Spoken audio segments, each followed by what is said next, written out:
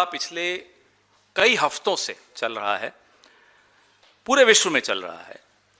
कई जगह इस्तीफे हो रहे हैं। 7 देशों के नेताओं ने इस्तीफे दिए हैं। हमारे देश में, और बड़ा दुख के साथ ये कहना पड़ता है कि हमारे देश के कुछ लोगों का नाम भी इन एप्स्टीन फाइल्स में है।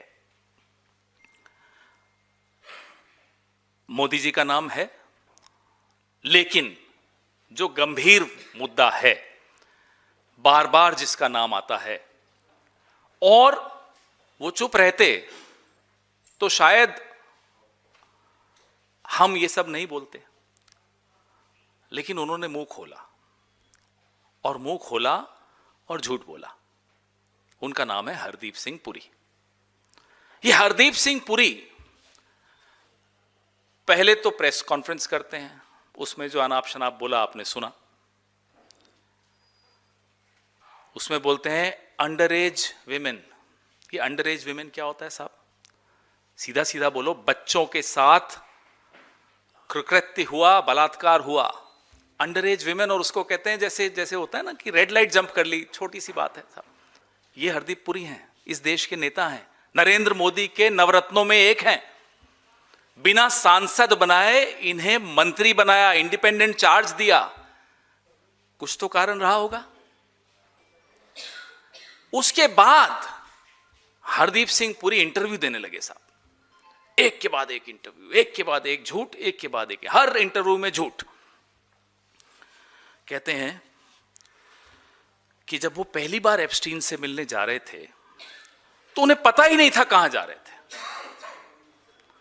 उन्हें कहा गया कि ड्राइवर पहुंचा देगा।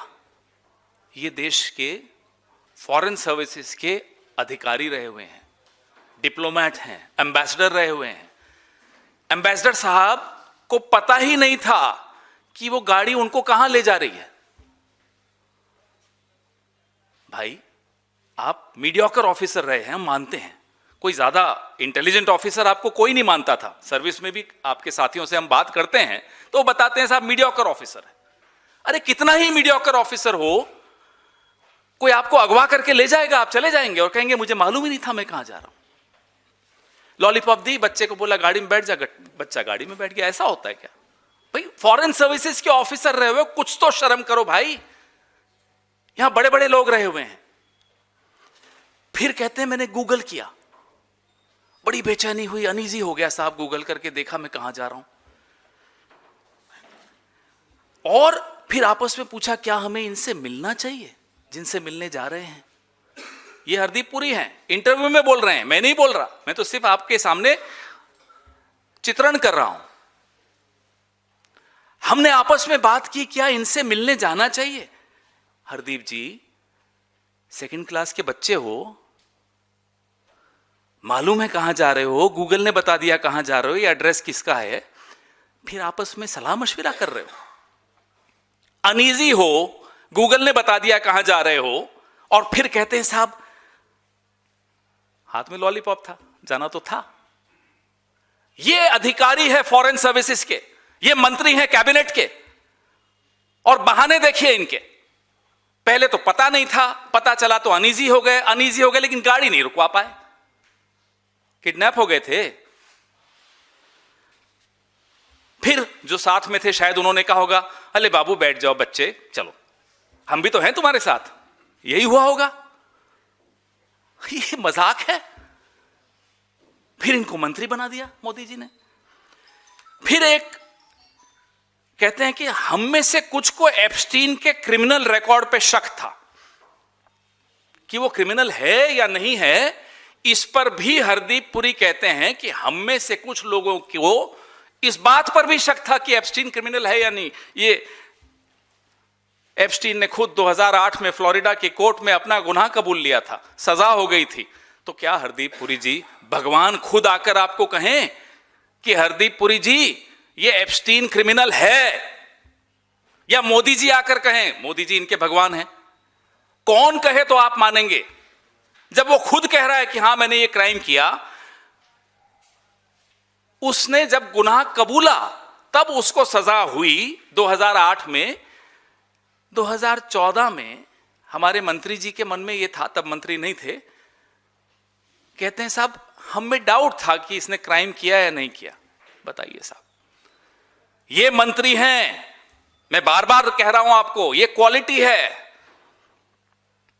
इंटेलेक्ट की क्वालिटी, नैतिकता की क्वालिटी। किस पैमाने पे आप हरदीप पुरी को सही ठहराएंगे, मुझे आप बताइए, कौन सा पैमाना होगा वो? ये मेल्स आपके सामने हैं। कहते हैं साहब ज्यादा बात नहीं हुई एप्स्टीन से। एक इंटरव्यू में ये भी कहा, मैं उनके इंटरव्यू के कुछ एक्सर्प्ट्स सामने रख रहा हूं, 1-2 ईमेल और 3-4 मुलाकातें। झूठ, सरासर झूठ। कल एक इंटरव्यू था, अंग्रेजी के एक चैनल पे था, कहते हैं मैंने कभी अपॉइंटमेंट नहीं मांगी। झूठ। मैं आपके सामने ये 46 पन्ने मैंने कम किए हैं, आपको मैं भेजूंगा, आपके नंबर्स पे मोबाइल्स पे आ जाएगा। Jeff, can I see you? Jeff, are you in town? भाई आप तो कह रहे हैं आपने कभी अपॉइंटमेंट मांगी ही नहीं, वो बुलाते थे तब जाते थे आप, तो ये क्या हो रहा है? Jeff, can I see you? क्या आप पर मोदी का दबाव था कि जाइए एप्स्टीन से मिलिए? 2014 से 16, चलिए अभी वहीं की बात करते हैं, 17 पर भी आऊंगा। 2014 से 16 3 राजदूत रहे अमेरिका में भारत के। उनमें से एक श्री एस जयशंकर, दूसरे अरुण सिंह, तीसरे नवतेज सरना। ये तीनों क्या इतने नाकारा थे कि हरदीप पुरी, जो कि सेवानिवृत्त नौकरशाह था, कुछ नहीं था, 2014 से 16 के बीच में हरदीप पुरी कुछ नहीं था। तो ये किसके आदेश पर, किसके निर्देश पर एप्स्टीन से मिलने जाता था? एप्स्टीन से मेल्स पे, डिजिटल इंडिया, स्किल इंडिया, ये सब चर्चाएं करता था। और तो और हैरानी की बात, 13 नवंबर 2014 को रीड हॉफमैन को एप्स्टीन ने एक मेल भेजा जिसमें वो डिजिटल इंडिया के बारे में जानकारी दे रहे थे। तारीख याद रखना, 13 नवंबर 2014। डिजिटल इंडिया शुरू कब हुआ, अनाउंस कब हुआ, वो डेट भी देख लीजिए जरा। डिजिटल इंडिया जुलाई 2015 में शुरू हुआ, यानी कि एप्स्टीन को भारत के नागरिकों से पहले डिजिटल इंडिया की जानकारी हमारे बाबू हरदीप पुरी दे रहे थे। देख रहे हैं आप, हम और आप इस गलतफहमी में हैं कि इस देश की सरकार को एक माई का लाल चला रहा है। इस देश की सरकार को एक दलाल चला रहा था अमेरिका में बैठकर। उस दलाल को पहले बताया जा रहा था कि डिजिटल इंडिया आ रहा है। अरे बोलने से पहले हरदीप पुरी जी, आपका कुछ तो इंटेलिजेंस होगा, आपने यूपीएससी क्वालिफाई किया है साहब। खुद ही बोल रहे हैं मैं तो डिजिटल इंडिया की जानकारी दे रहा था। क्यों दे रहे थे साहब? पहली बात तो आपको यह जानकारी कैसे मिली? आप तो सरकार का हिस्सा नहीं थे। फिर आप एप्स्टीन को क्यों जानकारी दे रहे थे? वो किस चीज का हिस्सा था? और नरेंद्र मोदी जी, अब आप बताइए, क्या जयशंकर को नकारा आप भी मानते हैं? हम तो मानते हैं। क्या जयशंकर राजदूत, अमेरिका में भारत का राजदूत, उसके माध्यम से आप एप्स्टीन को या किसी को भी कुछ भी जानकारी देना चाहते हो, उस पर हम बाद में आएंगे, उनके माध्यम से नहीं दे रहे थे आप, हरदीप पुरी के माध्यम से क्यों दे रहे थे? यह रिश्ता क्या है आपका और हरदीप का, या आपका और एप्स्टीन का, जिसमें हरदीप पुरी शायद बिचौलिए का काम कर रहे हैं, हमें नहीं मालूम। तो हरदीप पुरी डिजिटल इंडिया की बातें कर रहे हैं, डिजिटल इंडिया की घोषणा होने से पहले किससे बात कर रहे हैं साहब? एप्स्टीन से। बताइए, हैरान हो जाने वाली बात है या नहीं? आपको ये कहते हैं 2016 तक। अब 2017 में, ये मेरे सामने, आपके सामने मैं एक कागज दिखा रहा हूं। 2017 में हरदीप पुरी जी थे president and chairman of the governing council of the research and information system for developing countries, RIS। ये दिल्ली बेस्ड एक थिंक टैंक है जिसकी फंडिंग भारत सरकार करती है। तो ये भारत सरकार के नुमाइंदे 2017 में एप्स्टीन को क्यों मेल भेज रहे थे, जरा ये बताइए मुझे। As a representative of the government of India, how and why was he sending a mail to Epstein, a sex offender, a criminal? And before that, between 2014 and 16, by what authority, under whose instructions, under what authority was he interacting with Epstein? He was a nobody. Mr. Hardeep Puri was a retired diplomat, full stop. We had 3 ambassadors between 2014 and 16 to the US. One was S. Jaishankar, the other was Arun Singh, and the third was Navtej Sarna. Were they so useless that the Prime Minister needed Hardeep Puri's services to interact with Epstein? Why? And Mr. Hardeep Puri was talking about Digital India 7 months before Digital India was made public in India, was announced in India. Who was he talking about Digital India to? Epstein. Why? This is our question. तो ये जो गंभीर बातें आपके सामने मैं रख रहा हूं, किसी कारण से रख रहे हैं. फिर हम ईमेल्स पे तो आपको दिखा ही रहे हैं. उस दिन प्रेस कॉन्फ्रेंस में कहा या इंटरव्यू में कहा, मेरे को ये ध्यान नहीं है, लेकिन कहते हैं अरे यार कुछ हुआ होता ना तो मैं तुम्हें बताता. Imagine, look at the approach जिससे ये बोल रहे हैं कि अगर कुछ हुआ होता तो मैं तुम्हें बताता, मैं तो इसी पे रह गया. ये इस व्यक्ति की मानसिकता है कि मैं सेक्स क्राइम्स का हिस्सा हुआ होता तो मैं आपको बताता, मैं तो सिर्फ मिलकर ही रह गया. ये पश्चाताप दिखा रहे हैं हरदीप पुरी. क्या इस आदमी को 1 मिनट भी मंत्री पद पर बनने रहने का हक है? आप मुझे बताइए. लेकिन बात सिर्फ हरदीप पुरी पे नहीं रुकती. हरदीप पुरी कठपुतली है, नहीं तो ये भीख मांगते हुए नहीं. Jeff can I see you? Jeff क्या मैं आपसे मिल सकता हूं? किताबें भेंट करने जा रहे हैं, बार बार मेल्स कर रहे हैं. एक मेल आई, मेल की इन्होंने, Jeff can I see you? Jeff का जवाब आता है साहब कि मैं मिडिल ईस्ट में जो हो रहा है उससे बड़ा नाराज हूं, मेरे इसमें बहुत स्ट्रांग ओपिनियन है. 2014 या 15 की इसमें आपको मिलेगी. क्या हुआ था मैं बता दूं. ये मई की मेल है, जून की मेल है, और मई में पैलेस्टीन के जो राष्ट्रीय अध्यक्ष हैं महमूद अब्बास भारत आए थे. तो क्या एप्स्टीन अपनी नाराजगी जता रहे थे मोदी जी से हरदीप पुरी के माध्यम से? क्योंकि 2017 में, अगले ही साल, मोदी जी इजराइल गए, पैलेस्टाइन नहीं गए. ये सब रिकॉर्ड का हिस्सा है. नाराजगी क्या थी एप्स्टीन की मिडिल ईस्ट की पॉलिसी से हमारी, जो वो हरदीप पुरी के माध्यम से मोदी को बता रहे थे? विदेश नीति कौन चला रहा था इस देश की? विदेश मंत्री तो नहीं चला रही थी सुषमा जी, क्योंकि उनके माध्यम से तो कोई मेल नहीं आ रही. उनका तो नाम भी नहीं है इसमें. एस जयशंकर का नाम नहीं है जो कि राजदूत थे. अरुण सिंह का नाम नहीं जो राजदूत थे. नवतेज सरना का नाम नहीं जो राजदूत थे. तो कौन चला रहा था? नरेंद्र मोदी, एप्स्टीन और हरदीप पुरी. यह विदेश नीति थी हमारे देश की.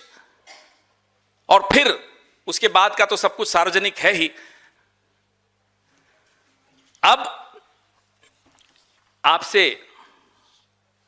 आगे बढ़ते हैं इसमें रीड हॉफमैन के बारे में. अब ये हरदीप पुरी जी सिर्फ रीड हॉफमैन को अपनी जो 1.5 पेज की मेल है वो बता रहे हैं हम सबको. बाकी मेल सब छिपाना चाहते हैं, हर चीज में झूठ बोल रहे हैं कि साहब उसके अलावा मेरी तो कभी बात नहीं होती थी. अरे कॉफी पीने आप जाते थे, have fun on your exotic island आप बोलते थे, तो आप तो सब कुछ जानते थे. और अगर नहीं जानते थे तो इस पद पर बने रहने का तो 1 मिनट के लिए वैसे भी आपको अधिकार नहीं. नैतिक अधिकार तो आप खो ही चुके हैं. बलात्कारियों को मालाएं पहनाना, उनको एमपी एमएलए बनाना, इस भारतीय जनता पार्टी की पिछले 11-12 साल से उनको पैरोल दिलवा के फिर मालाएं पहनाना, ये सब हमने देखा है. गुजरात में देखा, झारखंड में देखा, कई जगह देखा है. लेकिन जेफरी एप्स्टीन का बचाव करते हुए जब हरदीप पुरी दिखते हैं, क्या मोदी जी टीवी नहीं देखते हैं? या मोदी जी भी बचाव करना चाहते हैं, जैसे कि उनके कुछ फेवरेट एंकर्स कल बचाव कर रहे थे कि अरे वो तो एक पावर ब्रोकर भी तो था. So what, he was a sex offender but he was also power broker. ये आप ही के साथी हैं कोई जो बोल रहे थे. सदमा लगा हमें देखकर कि राजनीति का स्तर मोदी जी को देखकर हम दुखी हो जाते हैं, हरदीप पुरी को देखकर दुखी हो जाते हैं। पत्रकारिता का स्तर देखिए साहब, अरे हम सब कुछ भूल जाइए, बीजेपी कांग्रेस भूल जाइए। वी ओwe it to the women and the children. We all have women and children at our homes. How can you condone a crime as serious as this? ये पाप को आप लीपापोती करेंगे। लानत है ऐसी पत्रकारिता पर, लानत है ऐसी राजनीति पर। हरदीप पुरी कहते हैं दैट्स इट, मैंने आपको बताया, under as women, that's it. बच्चों से बलात्कार हो और हरदीप पुरी कहे दैट्स इट, छोटी सी बात थी।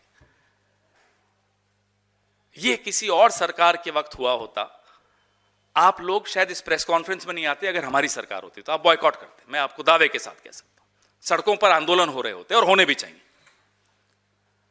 लेकिन यह आतंक है इस सरकार का कि लोग चुप हैं, कि आप लोग आक्रोशित नहीं हैं, कि आपके अंदर गुस्सा नहीं है जो मुझ में है, मुझे लगता है आप में भी जरूर है, लेकिन दबाया जा रहा है। आपके सवाल आप पूछें उससे पहले मैं आज सुबह यहां सोच रहा था, बहुत सारे नारे, वो skill India, stand up India, ये सब जो मोदी जी देते हैं, मोदी जी के बारे में जो एक नारा जिससे उनका करियर शुरू किया इन्होंने, दिल्ली का करियर, घर घर मोदी। लेकिन आप फॉरेन पॉलिसी देखिए, आप ट्रेड डील देखिए, आप ऑपरेशन सिंदूर की परिस्थितियां देखिए, सीजफायर की, तो जो चीज, जो वाकया डर हर हर मोदी से शुरू हुआ, घर घर मोदी से शुरू हुआ, वो थर थर मोदी है। तनाव है, आंखों में भय है, डर है। मोदी जी क्यों डरते हैं आप? हरदीप पुरी तो चलिए आप हटा भी देंगे इनको, लेकिन क्या ये फाइलें, इन फाइलों में ऐसा कुछ दफन है जिससे मोदी जी वो नहीं रहे जो 2014 से 19 के बीच में थे? कुछ तो है, आप भी जानते हैं, मैं भी जानता हूं, हम सबके मन में सवाल हैं और सवालों के जवाब आज नहीं तो कल आएंगे। Truth has a strange way of coming out. It does come out always.